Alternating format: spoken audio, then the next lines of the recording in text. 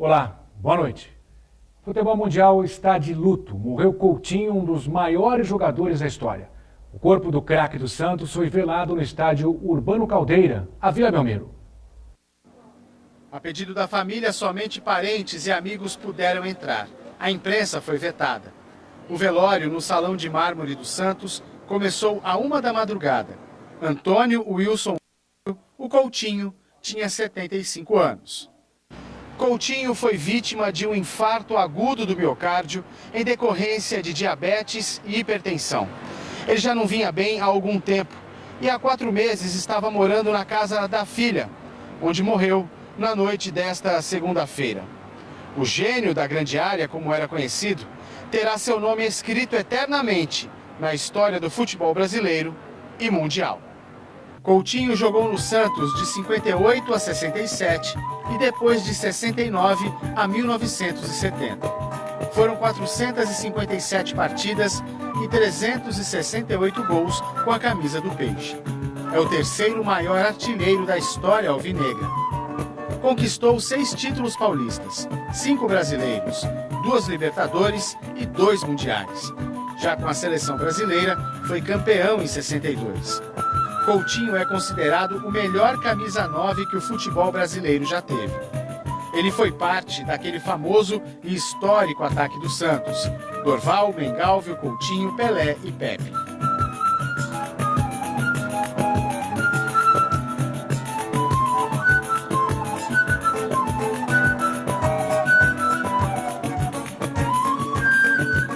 Homenagens chegavam a todo momento.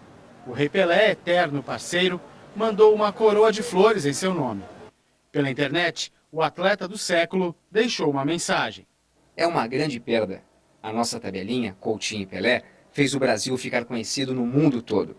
Tenho certeza que um dia faremos essa tabelinha no céu. Minhas condolências à família.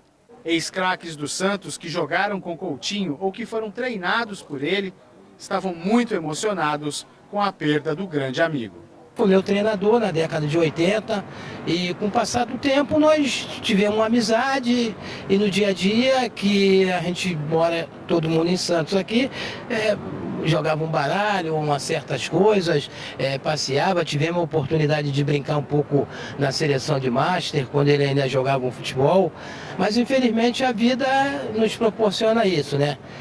Visitei, sexta-feira eu estive na casa dele fazendo uma visita, fiquei muito triste, porque anteriormente eu tinha visto ele, a condições físicas dele e clínica não era boa, ainda falei com outros companheiros de profissão, vamos visitar o Couto, porque a situação não está legal. Parece que é alguém da família que vai, um sentimento, sabe, de muita tristeza, de lembranças boas, né? E que vai ficar isso aí pra gente. Praticamente um pai pra mim, né? Eu cheguei garoto aqui, como ele também chegou garoto, e outros o receberam muito bem, ele me recebeu muito bem.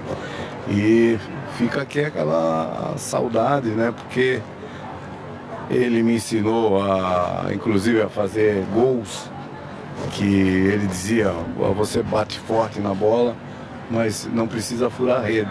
A bola passando da risca é gol. E eu aprendi muito isso. Para mim foi um pai. Foi um cara extraordinário, um cara que me ensinou muito. Não tive o prazer de jogar com ele, mas tive o prazer de trabalhar com ele. É uma pessoa que vai ficar sempre, mas sempre nas minhas recordações, no meu coração. Porque se eu virei o jogador que eu virei, muito eu devo ao Coutinho. Abalada, a família preferiu não gravar a entrevista. Dorval e Mengalvio compareceram ao velório durante a madrugada. Pepe falou sobre o gigantismo de Coutinho e o eterno Coringa Lima do legado para as futuras gerações de jogadores. Eu espero que esses meninos que estão iniciando hoje no futebol e que pensam levar uma carreira profissional mais para frente, tenha ele como espelho. Uma pessoa que chegou humilde, chegou, ninguém dava a mínima atenção a ele, e através do futebol simples, maravilhoso e objetivo, para mim, ele foi o maior centroavante que o mundo já viu. O Coutinho foi um jogador excepcional, fez parte daquele grande ataque do Val Miguel Coutinho pela IPEF, com meu orgulho, eu sempre brincava dizendo que era o único cara pálido do ataque, uma criolada fantástica. E chegou esse momento, chegou essa hora triste, que a gente não esperava. Estamos aqui para dar o nosso adeus para Antônio Wilson Nório Coutinho. Desde os 15 anos, fez a alegria dos santistas. Coutinho foi sepultado no fim da tarde no cemitério Memorial, aqui na cidade. Na parte da tarde, a movimentação continua intensa na Vila Belmiro. Na saída do estádio Urbano Caldeira, muita emoção. Nascer, viver, viva o Santos morrer, é um orgulho que nem todos podem ter. O cortejo seguiu pelas imediações até o cemitério Memorial.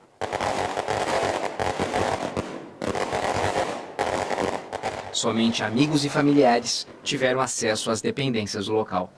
Estamos de volta com o Caderno Regional. Foram presos hoje os primeiros acusados pelo assassinato da vereadora do Rio de Janeiro, Marielle Franco, em uma ação que a polícia classificou como apenas o início das investigações. Veja agora, do Brasil em 1 minuto. O policial militar reformado Rony Lessa e o ex-policial militar Écio Queiroz, denunciados pela morte de Marielle e Anderson Gomes, serão convidados a fazer delação premiada, afirmou o governador do Rio de Janeiro, Wilson Witzel. Segundo a polícia, Lessa foi o autor dos disparos que atingiram as vítimas. Écio teria dirigido o Cobalt clonado utilizado no assassinato. Segundo o chefe da divisão de homicídios da capital, Giniton Lages, os autores permaneceram dentro do veículo esperando por Marielle por 2 horas. Ele garantiu que as câmeras não foram desligadas propositalmente para dificultar a identificação dos culpados, pois os equipamentos são voltados apenas à contagem de veículos e trânsito. Ainda segundo o delegado, o sigilo de 2.428 antenas foi quebrado para monitorar celulares na investigação. Sobre as prisões, a polícia informou que não houve resistência em nenhum dos casos. Os investigadores aguardaram desde as 3 horas da madrugada na porta do condomínio onde mora Rony, localizado na Avenida Lúcio Costa, Barra da Tijuca, o mesmo onde o presidente Jair Bolsonaro tem residência. Às 4 horas, ele foi detido ao tentar sair de casa. Já Écio foi preso na rua Eulina Ribeiro, no Engenho de Dentro, Zona Norte, onde mora. O próximo passo dos investigadores é chegar ao mandante e saber qual a motivação do crime. Tem cursos gratuitos com inscrições abertas em Santos. O projeto Fábrica Cultural oferece mais de 2.000 oportunidades em diversas áreas. Quem tem mais informações é o repórter Fabiano Roma. Você já pensou em aprender a jogar capoeira? Ou quem sabe pintura? Ou então dançar K-pop, uma dança urbana que vem aí da Coreia? Pois é, tudo isso é possível, a oportunidade está chegando, mas quem vai falar para a gente sobre isso é o Vinícius Sérgio, que é da Secretaria de Cultura.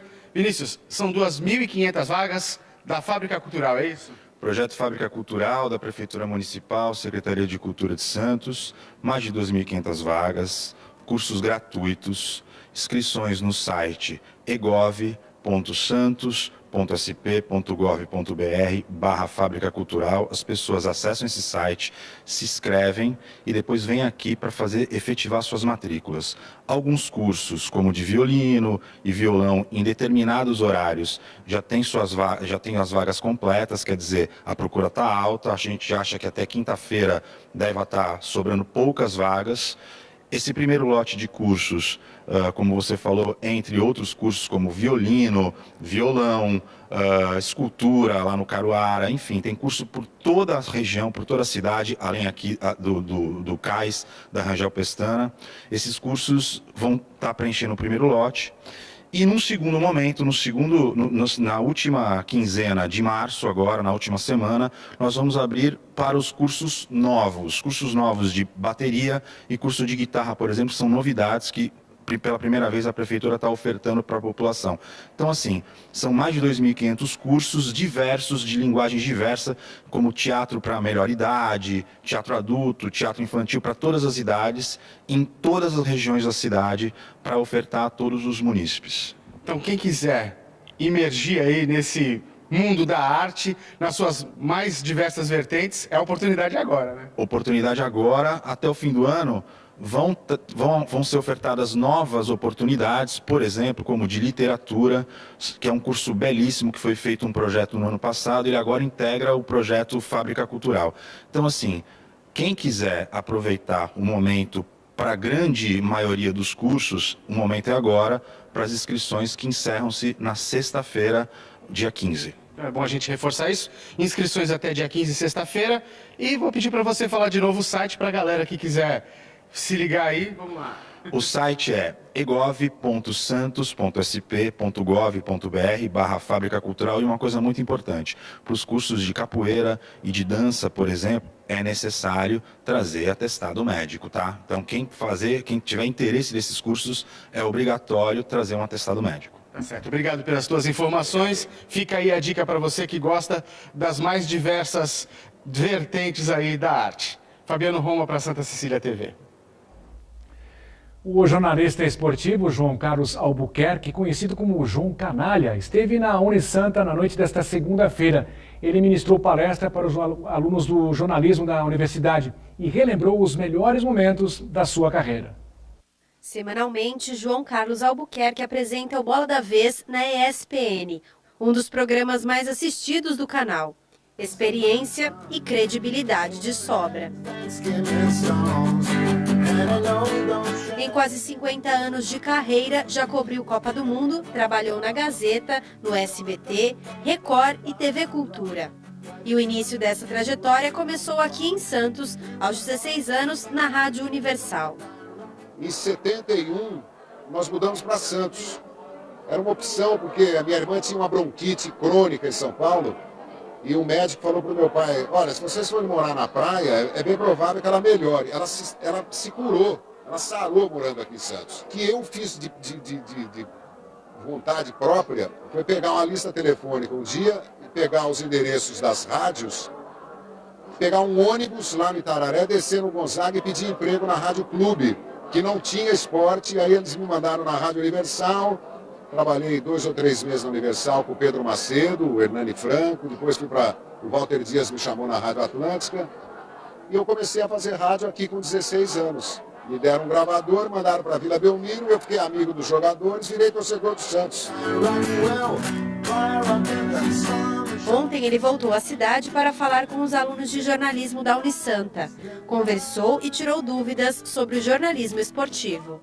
O país é super violento, conturbado, feminicídio, violência policial, o planeta sendo sufocado por automóvel e plástico. Eu diria aos estudantes, se aprimorem para salvar o planeta. E nós voltamos a falar sobre a morte de Coutinho. Aqui no estúdio eu converso com o biógrafo do craque, Carlos Fernando, que é apresentador dos canais Band e Band Esportes. Boa noite, Xará. Bem-vindo ao Caderno Regional. Obrigado, Carlos Lopes. Coincidência, tá praticamente na mesma semana que João Carlos Albuquerque aqui esteve. Tá vendo? 2 craques. Começamos praticamente juntos no rádio, na televisão aqui em Santos. Quer dizer, para mim uma alegria imensa. Triste pelo falecimento do Coutinho, que aconteceu ontem, pegou todo mundo de surpresa. Ao que pese o fato dele já estar com a saúde muito debilitada nos últimos tempos. Mas, de qualquer forma, foi surpreendente. A morte dele está desfeito o quinteto mágico que encantou o mundo na década de 60, e está desfeito também a dupla, as tabelinhas fantásticas com o Rei Pelé. Cacá, antes de a gente começar, iniciar nosso papo, gostaria que você mostrasse teu livro. Está aqui. Olha só. Então, esse livro foi lançado, na verdade, em 2012, já faz 7 anos, né, que a gente lançou o livro, numa homenagem muito especial ao Coutinho, pela editora Realejo, que fica na Praça da Independência, no Gonzaga, do José Luiz Tarran, que tinha como ideia produzir livros em homenagem aos jogadores do Santos. Então saiu a obra do Pepe, saiu a obra do Pelé, mostrando inclusive o mobiliário do Rei Pelé, e ele me deu a incumbência de escrever o livro para retratar um pouquinho e homenagear esse cara que foi um gênio, o gênio da área, um jogador com dribles muito rápidos, em espaço muito curto dentro da área, como provavelmente nenhum outro atacante, nenhum outro centroavante teve. A gente está vivendo hoje no futebol, Carlos Lopes, um momento de crise de grandes finalizadores, de grandes centroavantes, daqueles que saibam fazer gol. Fala-se até no uso do tal do falso 9. Coutinho não era um falso 9. Era um verdadeiro 9 como poucos que o futebol já teve na história. Fala pra gente como que iniciou esse interesse pelo personagem, para contar a história do Coutinho pra gente. Bom, assim como você, eu sempre fui jornalista de rádio, televisão, e não tinha produzido ainda uma biografia. A própria circunstância me levou a construir essa história a partir do fato de que eu, por uma coincidência do destino, morei na mesma rua que o Coutinho morava quando da minha infância. Então as famílias praticamente se conheciam, mas isso nos anos 70, né? E aí, num contato, através do editor, do Zé Luiz da Realejo, e da filha do Coutinho, a Rosângela, eu consegui fazer um link até para, de certa forma, amansar o leão. Porque o Coutinho sempre foi muito arredio, muito difícil, com pavio curto com os jornalistas, né? Então era muito difícil da gente sensibilizá-lo para escrever obra. Mas aí, depois de algum tempo, ele foi sendo sensibilizado, acho que ele gostou da ideia, deve ter pensado, puxa vida, o rei tem tantas memórias, tantas homenagens, por que eu não posso ter a minha? Aí ele cedeu os direitos e trabalhamos por quase um ano para construir um pouquinho da história do grande ídolo. E como foi essa convivência? A gente sabe que ele ia na sua casa, né? Tocava a campainha, você mandava subir, é isso? No início, quando a gente começou o papo, ele daquele jeito fechado, né? Dizem que o corpo tem uma linguagem, né? Quer dizer, é aquela linguagem de gente que não aceita muito. Segundo papo, ele já estava mais descontraído, o terceiro mais leve. A partir da quarta conversa, já estava tocando a campainha de casa para contar um pouco das memórias. É claro que quando você faz um trabalho assim, o autor, eu acabei fazendo um curso com o Rui Castro, que para mim é o maior biógrafo de todos, um cara fenomenal. Escreveu a biografia do Garrincha, contou a história da música popular brasileira, da Carmen Miranda, né? Ele estava dizendo, para você fazer uma biografia e não se perder na história, você tenta fazer uma linha cronológica, porque aí você vai reagrupando os fatos, você vai pegando os fatos da história da pessoa e vai montando o quebra-cabeças. Depois, na construção final do texto, aí você desconstrói, você desmonta tudo para ficar mais saboroso para o leitor. Só que é o seguinte, Carlos, quando eu comecei a construir a história, isso 2009 para 2010, você não tinha muita fonte de pesquisa. Não é como hoje que você pega Google, tudo, né? Google, YouTube com as imagens, né? E aí eu tive que ir atrás não só das pessoas vivas que conviveram com ele na época, mas também arquivos do Jornal A Tribuna, do Guilherme Guache, que é um historiador muito famoso, que trabalha no Santos Futebol Clube, do Milton Neves, que trabalha com a gente lá em São Paulo, que também tem uma memória incrível, é torcedor do Santos e tal.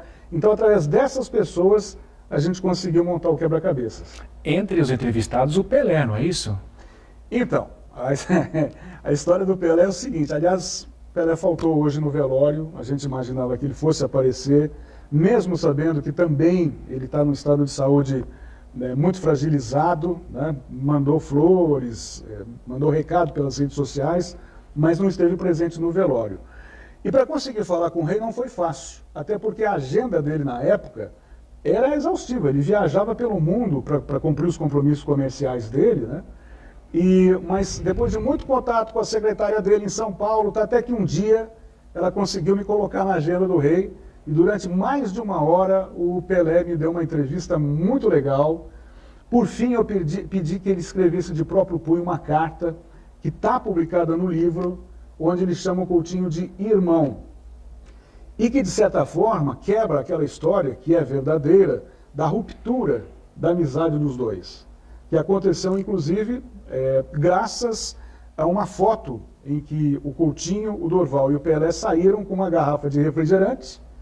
A Fábrica Mundial de Refrigerantes pagou um belíssimo cachê para o rei, para o Pelé, mas esqueceu os outros jogadores. E aí o Coutinho, meio que se sentindo traído, vamos dizer assim, na relação, acabou rompendo, durante muito tempo ficou sem falar com o Pelé, ainda havia uma certa animosidade, mas o rei não, o rei o trata como irmão.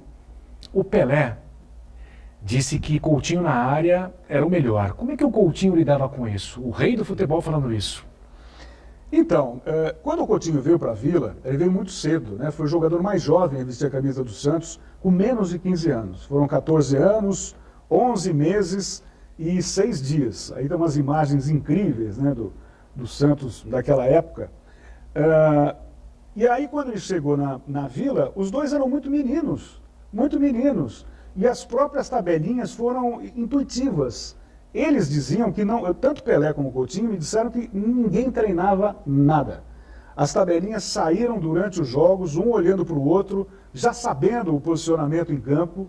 Ou seja, elas foram sendo construídas à medida que eles iam crescendo e, consequentemente, levando o Santos a conquistas incríveis, como 2 Copas Libertadores, 2 Mundiais, vários títulos nacionais, né? Depois o Coutinho foi para a Copa de 62, mesmo sem condição de jogar, ele foi campeão sem ter jogado, porque ele estava machucado, né? Mas sempre de uma forma muito intuitiva com o Pelé. Quando ele chegou na Vila, quem era o centroavante era o Pagão. O Pagão, em geral, ficava mais atrás, o Pelé mais na frente da área, trombando com os zagueiros, só que o Pagão se machucava muito. Aí sai Pagão, entra Coutinho, eles mudam a posição no campo, o Coutinho passa a trombar com os zagueiros, o Pelé mais atrás, com mais liberdade, inclusive, para criar, né? Deixou o Rei absolutamente livre e o futebol dele cresceu. E o próprio Rei falou e que atribuiu, né, que metade dos gols dele foram graças a assistências, a jogadas do Coutinho, né? Metade dos gols. Eu acho que ele foi muito generoso com essa declaração. Se você for pegar mesmo no aspecto, talvez não seja isso, né? Na frieza dos números. Mas ele declarou isso. Ele declarou e considera que o Coutinho foi o parceiro que, pelo menos, metade do sucesso dele como grande jogador que foi no Santos, deveu-se ao seu grande amigo e irmão. Coutinho não começou como Coutinho, né? Esse apelido como é que veio? Então, o Antônio Wilson Honório, quando veio para cá, ele veio com o apelido de Cotinho, de Coto, de algo pequeno, porque ele era pequenininho, magrinho. Depois que ele foi engordando e acabou perdendo boas oportunidades por causa da questão do peso, né?